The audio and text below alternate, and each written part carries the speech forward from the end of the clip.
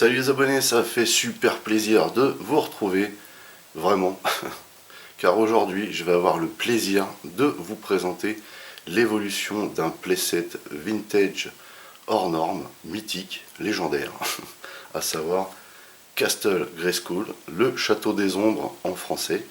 Vous voyez la taille de la boîte, c'est une très très belle boîte, comme vous pouvez avoir à l'époque, avec une magnifique illustration ici du château. Voilà, vraiment terrible. Je surkiffe, je trouve ça mais magnifique. Voilà. Donc, on a, vous voyez, une espèce de planète en fond ici.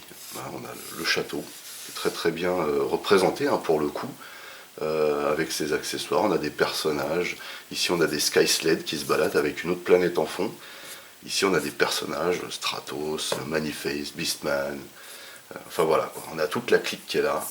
Bien entendu, c'est Mattel qui fait ça. Voilà. Et qui a fait ça à l'époque, qui a vraiment eu le nez fin en créant cette licence, puisqu'il n'avait aucune part de marché sur le marché justement des figurines articulées. C'était à l'époque les figurines Star Wars qui étaient en tête. Il y avait également les figurines G.I. Joe chez Hasbro.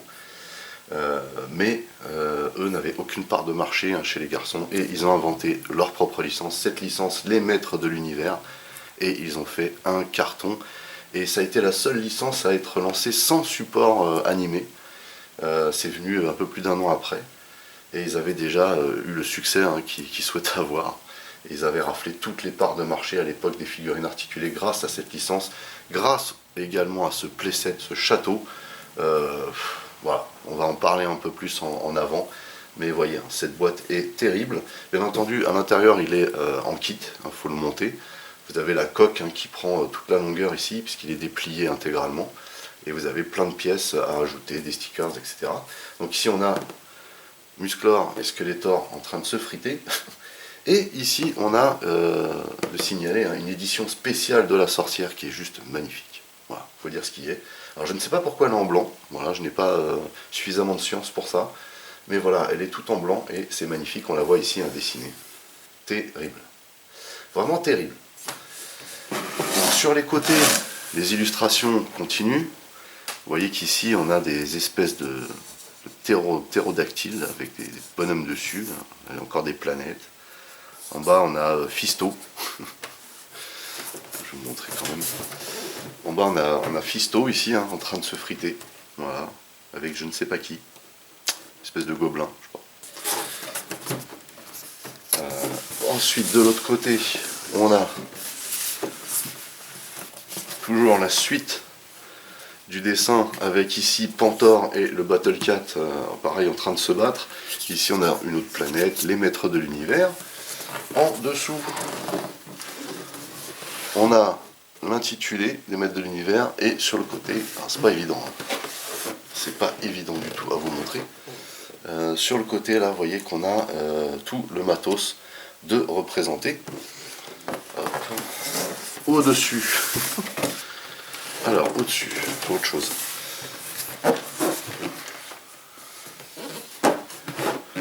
Au-dessus, on nous montre plein de détails. Vous voyez, on a le château, on a Musclor en train de s'entraîner, le maître d'armes avec la bannière.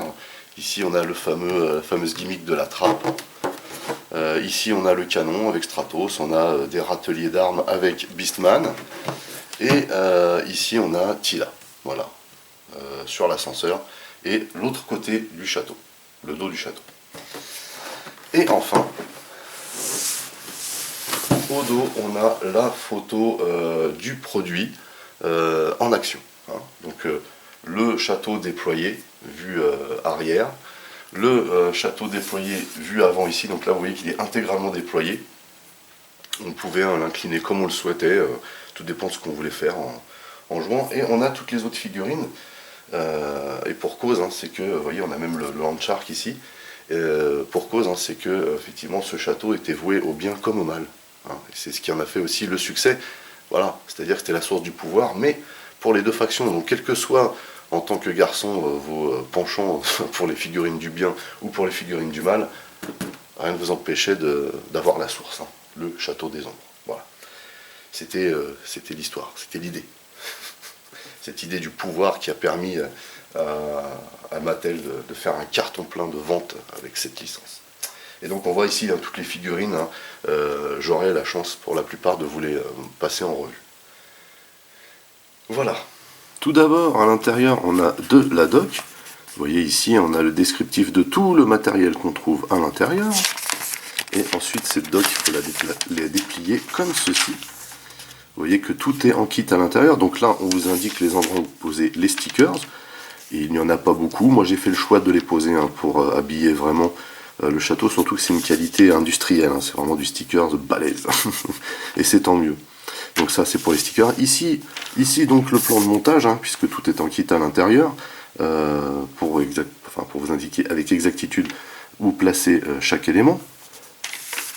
Et au dos,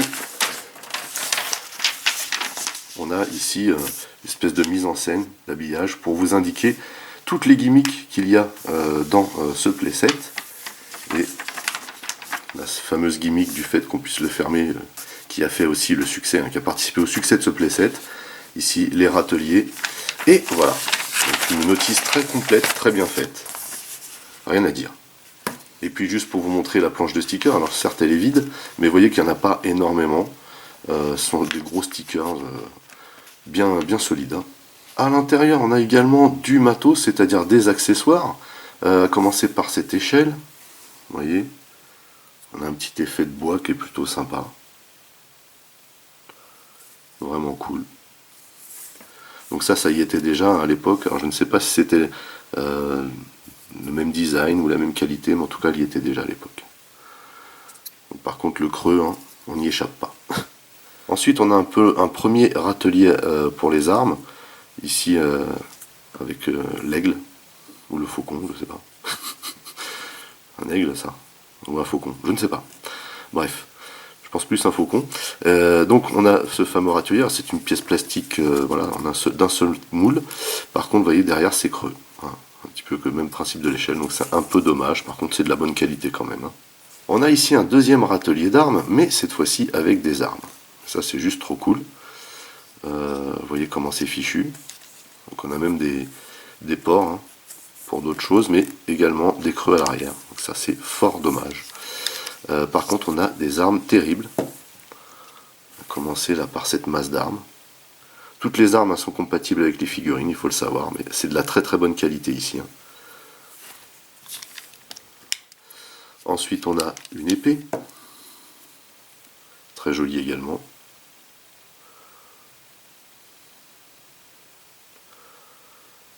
Voilà. Ensuite on a une hallebarde, terrible. Alors c'est assez simple hein, en termes de design, mais c'est efficace. Et pour finir, on a un fusil laser, puisque cet univers d'Heroic Fantasy est un peu un mélange hein, entre Conan le Barbare et Flash Gordon. C'est clair et net. Donc superbe le fusil, hein, vraiment cool. Avec un port ici. Et on a juste à le brancher ici. On a également une parfaite modularité, donc si je prends Musclor, hop, enlever ces armes. De ces armes-ci. Hein. Par exemple, on va prendre le flingue. Hop, on peut très bien glisser le flingue dans la main de Musclor. Et ça le fait. Hein. Ok. Pareil hein, pour les autres armes, comme la hallebarde, vous voyez. Hop, un peu trop de monde à l'écran. Avec la hallebarde, ça le fait. Alors, par contre, c'est vrai qu'elle paraît un peu petite par rapport à notre ami Musclor, mais vous voyez que ça passe bien. On a également l'épée. Ça ressemble plus à un glaive d'ailleurs, hein, ça.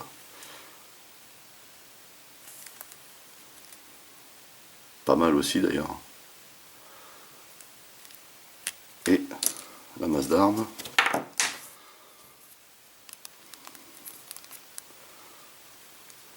Boum boum boum. Vraiment classe. Hein. Alors, également, on peut venir ici sur ce râtelier venir accrocher les armes. Vous voyez, on peut mettre la hache ici, ou là d'ailleurs. Ah, non, ça passera pas à cause de ça. Donc on peut venir mettre la hache ici, ou là, comme ceci, par exemple. On peut venir aussi, alors, je ne sais pas à quoi sert ce port sur le côté, mais il doit y avoir une raison. On peut venir ici, vous voyez, caler le bouclier de cette manière. On peut le mettre, pourquoi pas. Mais ça peut le faire. Et du coup, on peut également venir mettre sur celui-ci ces armes-là. Vous voyez. Hop. Et hop. C'est sûr que ça fait moins stylé que sur l'autre, mais on peut le faire. Voilà. Par contre, voilà, elle c'est toujours là. Et effectivement, bah, le glaive, peut-être le mettre à la limite comme ça, je sais pas. Ça, pourquoi pas? Ça tient. Hein. Bon, en tout cas, voilà, on a une bonne modularité au niveau des accessoires, et ça, c'est plutôt cool.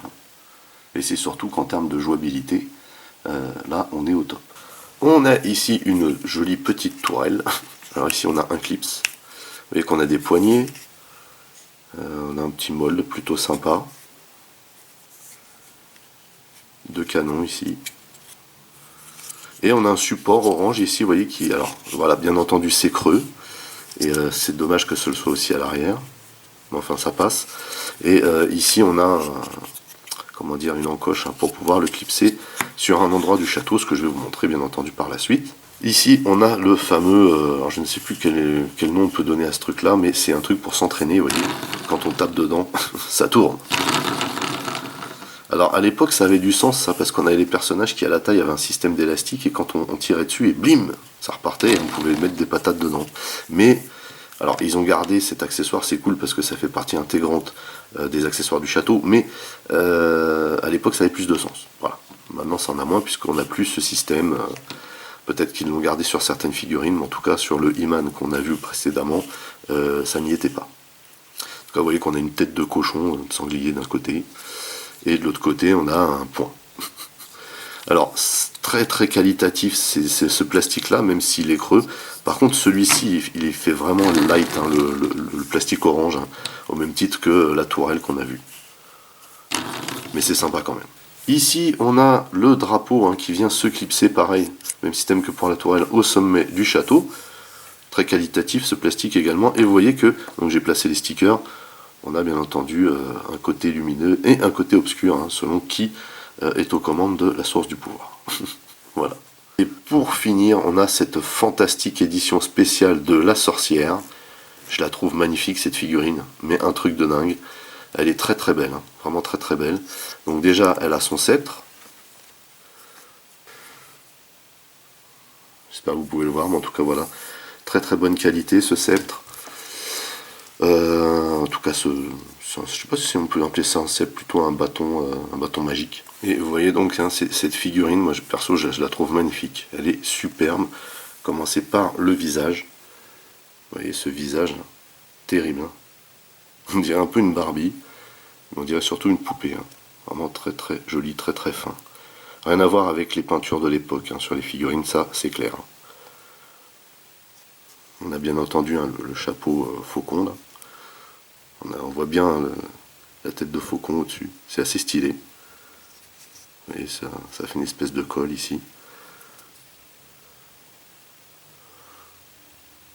C'est très très bien réalisé. On a les effets de plume ici qui est présent. Très très bien proportionné cette figurine. Vous voyez les bras. Excellent. J'aime beaucoup le principe de cacher les articulations ici. Ça claque. Vous voyez le profil, hein, ce qu'elle donne. Et de dos, donc on a les fameuses ailes du faucon, donc. Et on peut, vous voyez, les étendre pour donner cette espèce d'effet de faucon, là.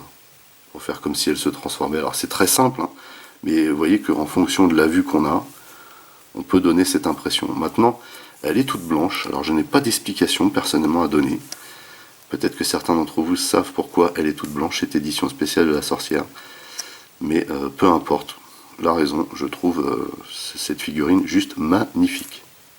Donc en termes d'articulation, eh ben, on retrouve ce qu'on a à peu près sur toutes les figurines, sauf qu'ici, avec cette espèce de casque là, on est un petit peu limité, mais ce n'est pas grave. On peut quand même baisser légèrement la tête, la lever, la faire tourner sur les côtés.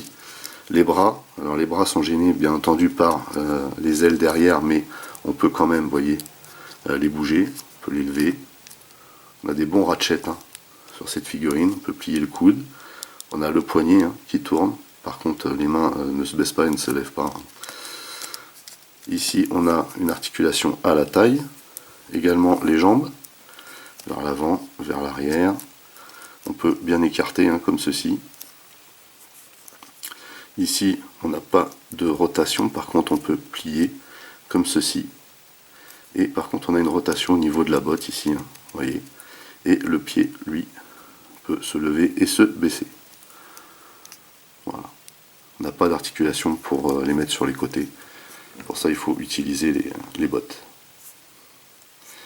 Mais elle a une superbe posture, hein, cette figurine, vraiment.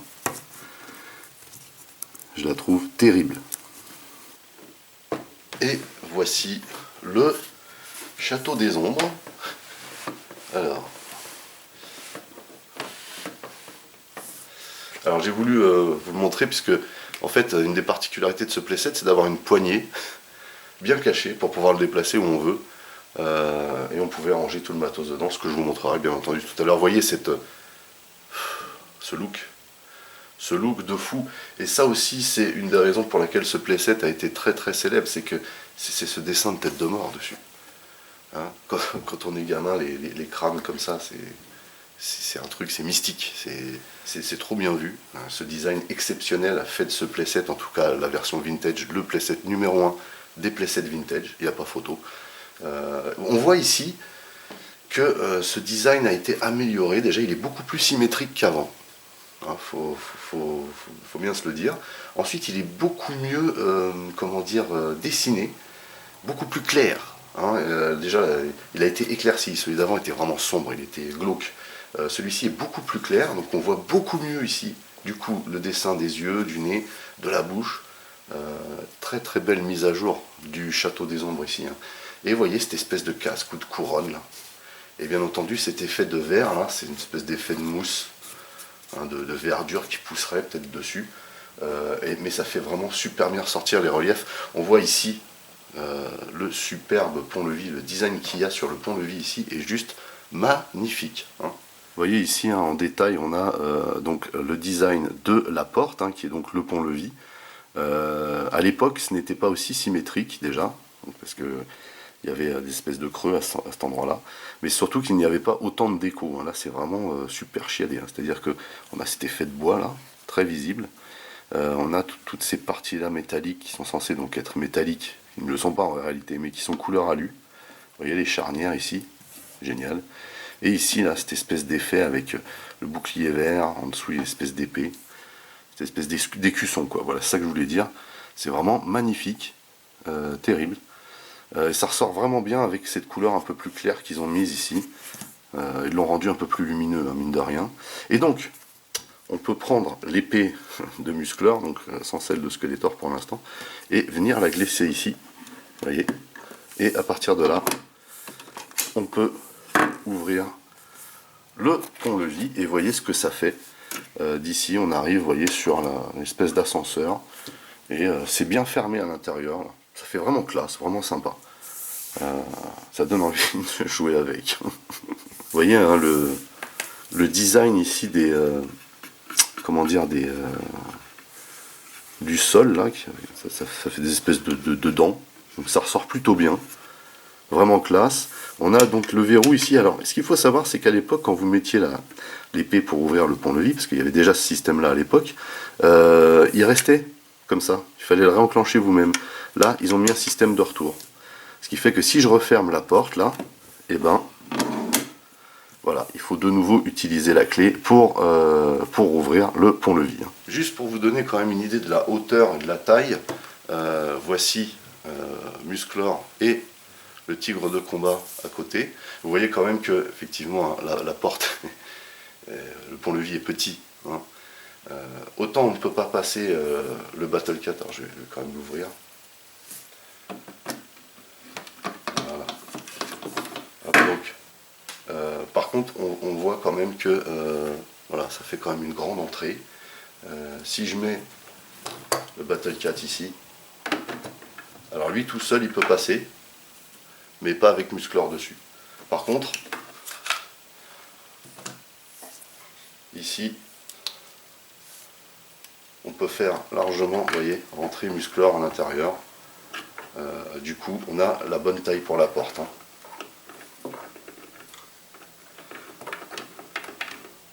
Voilà. Donc vous voyez que la porte est vraiment à la taille des figurines, et ça déjà, c'est un point super positif. On n'est pas obligé de le tordre dans tous les sens pour le rentrer dedans.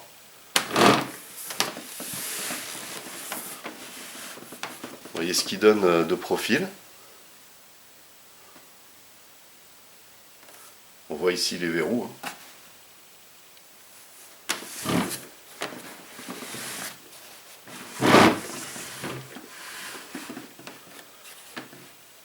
De dos, on voit également que ça a été éclairci, c'est beaucoup plus symétrique. Il y a un super joli mold au niveau des pierres. On a un très, très bel effet de teinture sur les toitures ici. Et plein de petits détails, vous voyez, sur les fenêtres. Et puis on a toujours cette porte, là, hein, cet effet de porte secrète entre guillemets.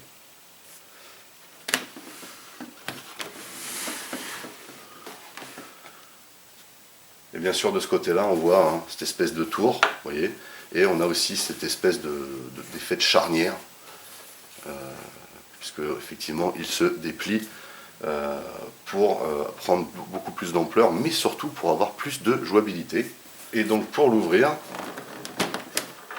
hop, on déverrouille et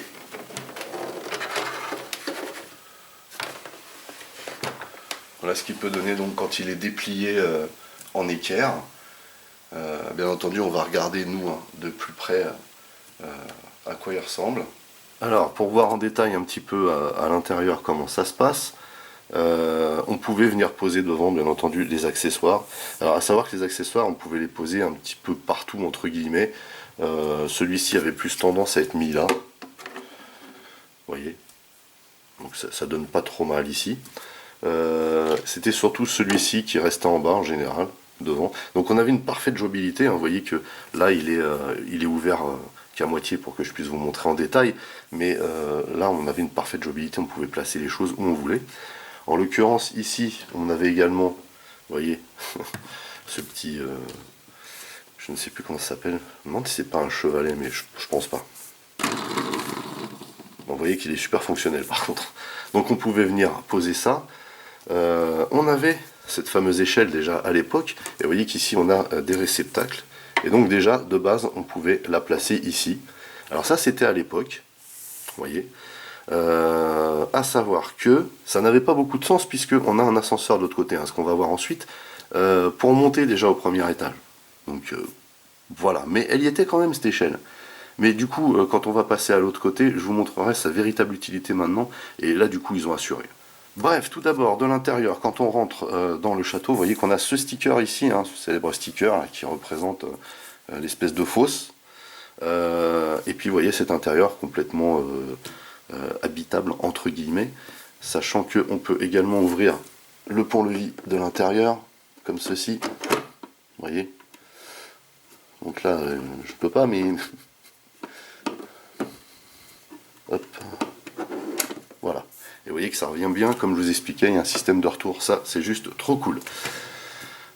Sinon, il n'y a pas grand chose à signaler sur cet endroit-là, si ce n'est, comme je vous l'ai indiqué, la possibilité de venir caler cette échelle ici. Voilà. En tout cas, il y a les cales pour. À l'étage du dessus, on peut noter donc cette magnifique plateforme. À l'époque, il faut savoir qu'on avait un superbe sticker qui venait ici pour représenter cet ordinateur, mais également ici une espèce d'armure spatiale. Ils ont, comment dire, sorti pour le SDCC de cette année, ils ont sorti le, comment dire, un set pour venir meubler ce château. J'espère qu'ils auront la bonne idée de le commercialiser pour tout le monde. Je pense que oui, puisqu'on a ici un picot pour venir caler un personnage, et en fait cette armure spatiale qu'on avait à l'époque en sticker est matérialisée en figurine. Ça c'est juste trop génial. En tout cas, la grosse différence ici qu'on voit, c'est que ce qui était un sticker à l'époque ici est une partie intégrante. Donc au début ça faut le monter, il y a un sticker à mettre dessus. Mais ici ça ressort vraiment bien, on a plein de couleurs. C'est très très très joli. Le trône, alors, le trône est magnifique. On a donc un sticker à placer ici. C'est un très très joli mold. On peut venir caler bien entendu les pieds des personnages ici. Et on va essayer avec Musclor. Ça va pas être facile parce que la masse musculaire empêche vraiment de s'asseoir correctement, mais pourquoi pas. Et donc vous voyez qu'on a sous chaque figurine, d'ailleurs je ne l'ai pas dénoté quand je vous en ai fait la revue, mais sous chaque figurine on a également des réceptacles pour plugger la figurine, comme ici par exemple. Voilà. Donc là je suis un petit peu loin pour vous faire ça correctement, mais en tout cas c'est jouable. Il faut savoir que cette petite banderole qui est juste magnifique ici est en tissu, c'est excellent. Et bien entendu qu'on a toujours la fameuse gimmick du trône qui se retourne pour ouvrir la trappe. Et quand on ouvre la trappe, bien entendu, la figurine tombe en bas. Donc ça donne à peu près ça.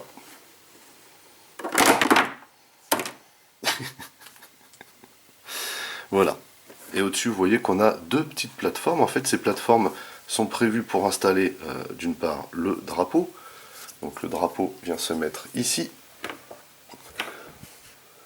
Et on peut également venir caler cette fameuse tourelle, car il y a un plug au-dessus. Voilà. Vous voyez ce que ça donne. Et vous voyez que du coup, on peut venir poster une figurine ici, puisqu'on a des picots, vous voyez, pour mettre d'éventuelles figurines dessus.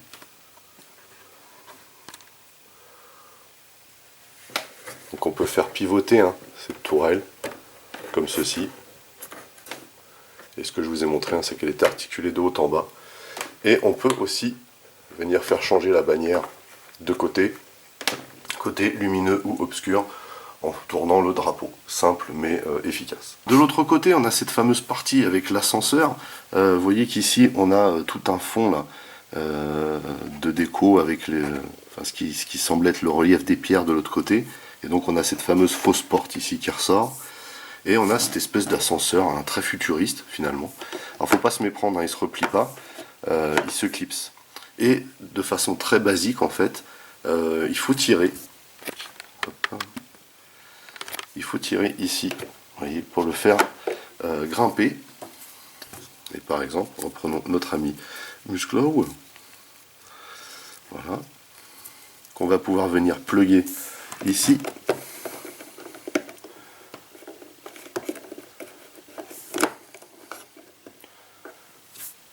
Voilà. Donc notre ami Musclor décide de prendre l'ascenseur.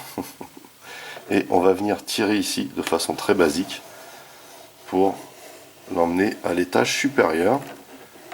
Et vous voyez qu'on peut ici se servir de cette partie voilà, pour caler l'ascenseur.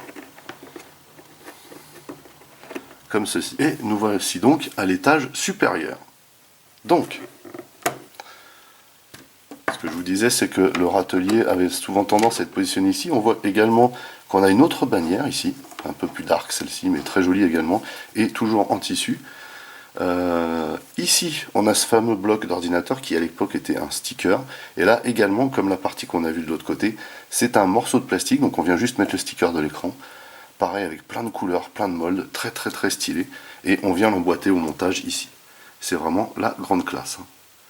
Et autre chose, alors, il faut savoir que dans la version vintage, on n'avait pas cette plateforme ici, vous voyez. Et donc elle a été rajoutée, cette plateforme. Elle vient bien entendu, quand il est fermé, se combiner à celle-ci. Et là, on a la véritable utilité de l'échelle, puisque pour monter au premier étage, on a l'ascenseur, donc pas besoin d'échelle finalement. Mais vous voyez qu'ici, on a des réceptacles, et on en a d'autres ici. On a des trous, tout simplement pour venir positionner l'échelle ici. Et là, Là franchement, comme ça pète. Ça pète, excellent. Lorsqu'on positionne l'échelle ici, hein, on ne peut pas le fermer en équerre. Hein. À 90 degrés, on est obligé de l'ouvrir beaucoup plus. Et d'ailleurs, vous voyez que quand on l'ouvre intégralement, hein, il tient très très bien en place. La configuration ouverte comme ça permet un maximum de jouabilité. Vous voyez que bon, bah, voilà, je peux mettre, comment dire, Gringer ici en bas, enfin le Battle Cat. Ici, voilà, je peux mettre le truc d'entraînement. Je peux mettre un râtelier là. Enfin, voilà, on pouvait utiliser toute la surface devant et avoir ça en fond. À savoir que vu de l'autre côté, c'est la vue à 90 qui est la plus belle. Vous voyez que cette vue-là donne vraiment un effet d'énorme château de ce côté-là. Ce qui est sympa aussi, c'est de voir que les figurines qui sont au-dessus, vous voyez, elles donnent vraiment l'impression d'être sur le château. Enfin, c'est super bien fait. Alors après, ça reste un petit château comparé à la taille des figurines, mais malgré tout, ça reste quand même un beau playset qui est vraiment imposant et qui offre une jouabilité hors norme. Voilà donc un visu global hein, du playset ouvert avec tous les accessoires. Bon, moi j'ai rajouté la Musclor et le Battle Cat, mais on comprend tout de suite hein, au premier coup d'œil pourquoi ce playset a eu autant de succès à l'époque. C'est-à-dire qu'en termes de jouabilité, on est au top. On a des petites gimmicks super sympas mais très basiques, genre ce qu'on a vu, hein, le trône, l'ascenseur, voilà. Et alors l'idée d'avoir rajouté l'échelle ici, là ça donne un sens à l'échelle en fait. Et la petite plateforme qu'il y a là, ça c'était quelque chose qui manquait, ça c'est super. Les petites banderoles, je crois pas qu'elles y étaient non plus, hein. Je trouve ça génial, en plus c'est du tissu, c'est trop stylé. Le fait d'avoir mis physiquement ces parties-là aussi, c'est une très très bonne chose. Après pour le reste, eh ben, c'est du déjà vu, mais enfin, c'est du très bien refait, quoi, surtout. C'est surtout ça le truc. Ce playset est vraiment magique, hein, cette évolution entre guillemets du playset vintage du Château des Ombres est vraiment excellente. Vous voyez ici la vue de dessus. Hein. Magnifique. C'est quand même beaucoup plus détaillé que ce qu'on avait à l'époque. Beaucoup plus clair, beaucoup plus coloré.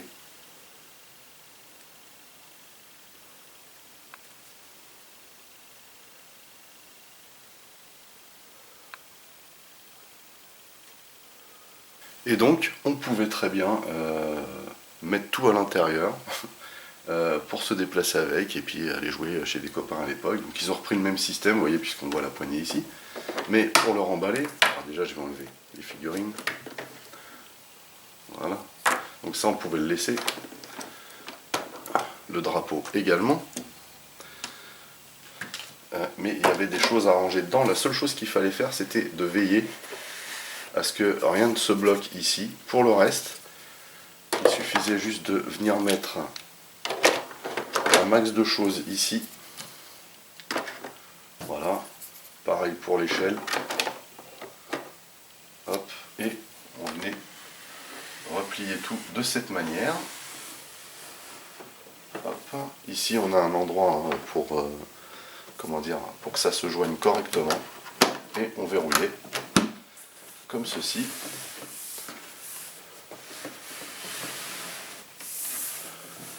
Et du coup, on se retrouvait ici avec le château mobile. Voilà, trop génial. Et bien entendu, on pouvait très bien aussi hein, glisser la sorcière à l'intérieur, sans problème. Vous voyez ce que ça donne hein, vu de dessus.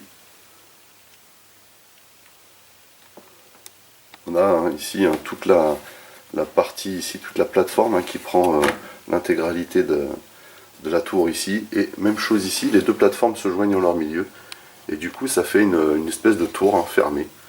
C'est trop classe. Du coup, on pouvait mettre aussi des figurines dans cette configuration. Trop bien.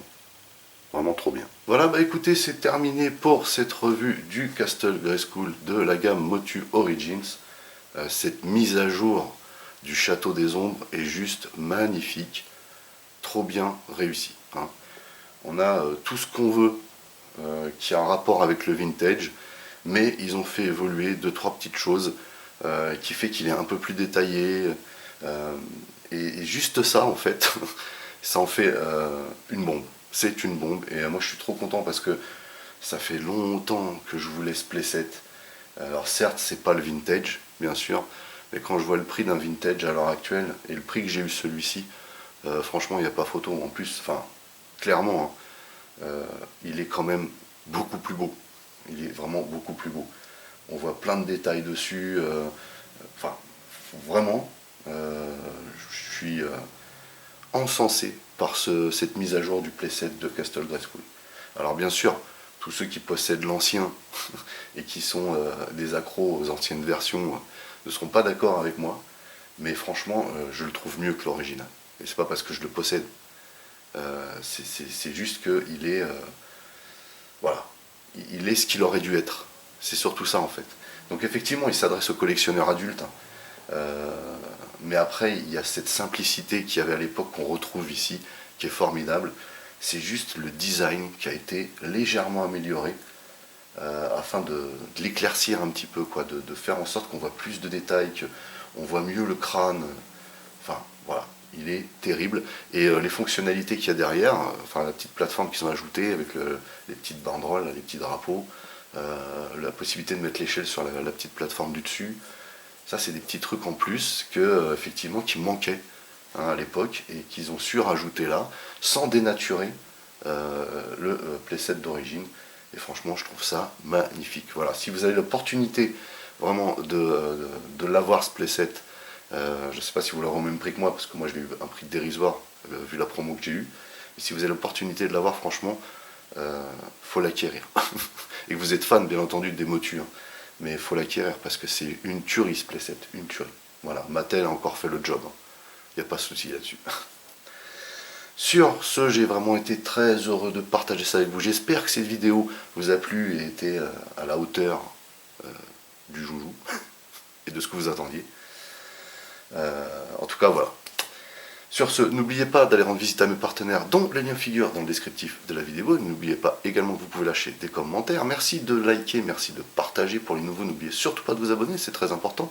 Vous pouvez également checker toutes mes autres revues et playlists. Et pourquoi pas ma playlist Motu Origins. En attendant, je vous donne rendez-vous à très très vite. Portez-vous bien et à la prochaine. Allez.